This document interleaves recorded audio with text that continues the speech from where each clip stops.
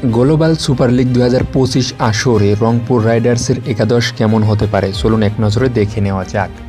রংপুর রাইডার্সের হয়ে ওপেনিং করবে গতবারের সেরা ওপেনার সৌম্য সরকার। তিনি হচ্ছে রংপুর রাইডার্সের ওপেনিং করবে। আর 2 নম্বর পজিশনে থাকবে এখানে হচ্ছে আফগানিস্তানের ইব্রাহিম জাদরান। তাকে দলে নেওয়া হয়েছে, স্কোয়াডে নেওয়া হয়েছে, তো তিনি 2 নম্বর পজিশনে থাকবে।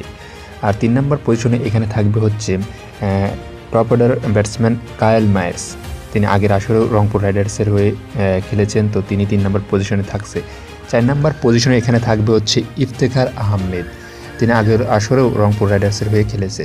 5 নম্বর পজিশনে থাকবে এখানে হচ্ছে ক্যাপ্টেন নুরুল হাসান সুহান। 6 নম্বর পজিশনে থাকবে এখানে হচ্ছে হারমিত সিং। 7 নম্বর পজিশনে থাকবে এখানে হচ্ছে সাইফ হাসান।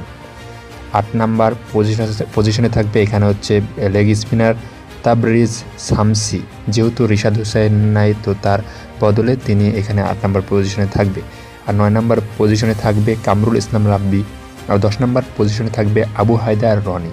আর সর্বশেষ 11 নম্বর পজিশনে থাকবে পাকিস্তানের আকিব জাভেদ, যে বিপিএলে সেরা পারফর্মার।